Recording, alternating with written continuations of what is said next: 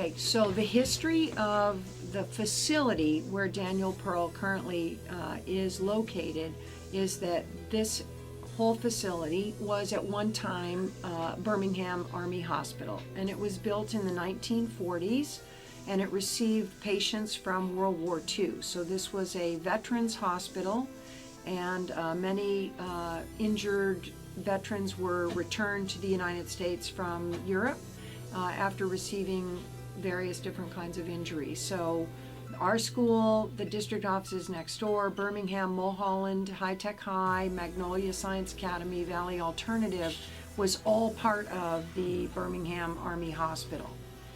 Our MPR actually was the church of the hospital, and if you look at the MPR, although the steeple is gone from the top, if you look at the MPR and you look at the outside and you think about the arched roof and the stage up front was the altar, if you really look at it that way, you can see that it kind of does resemble a church.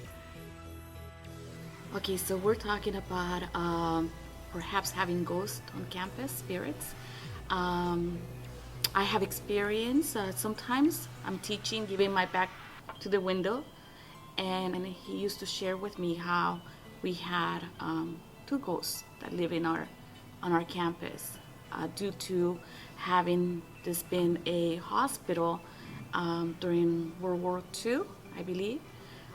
So he used to tell us that it was a boy and a girl, and sometimes he could sense them around, and sometimes he'll talk to them, call them by name. And he was not concerned, he was not afraid.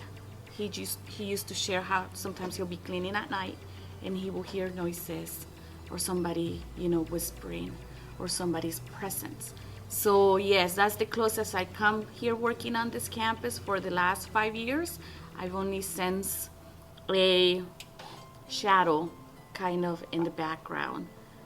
Sometimes I've opened the door thinking it's one of my students coming in, but it's not. There is a lot of discussion, urban legend, about supposedly ghosts being seen here on our campus. People have stated that they've had interactions with ghosts and so forth on our campus. I can't really say that I've ever experienced that. I have not actually had an experience with any kind of a ghost here. So I can't really speak to that. When I was the principal at Independence, which is just on the other side of the district offices and also part of this facility, there was also speculation and a lot of discussion over at Independence about ghosts and people hearing things and things falling off of shelves in the back of the school in the evening when nobody would be back there.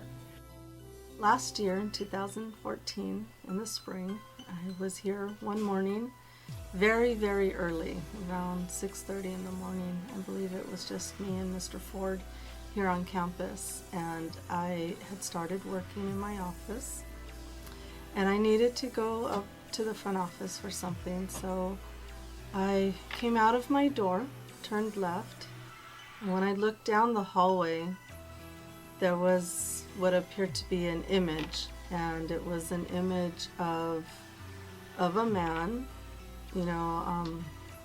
white, maybe early 30s, late 20s, and this image made eye contact with me. Him and I looked at each other for just a split second, and he was walking towards me, and suddenly when he saw me, looked like he didn't want to be seen, and he suddenly turned to the left, which happens to be into the faculty lounge, and his image just went through the door. He appeared to be maybe somebody who worked here, didn't look like a patient. He was nicely dressed, kind of like khaki pants, red collared shirt, but definitely was an image of somebody who could have been here sometime in the past here on this facility. And that was our little short brief encounter.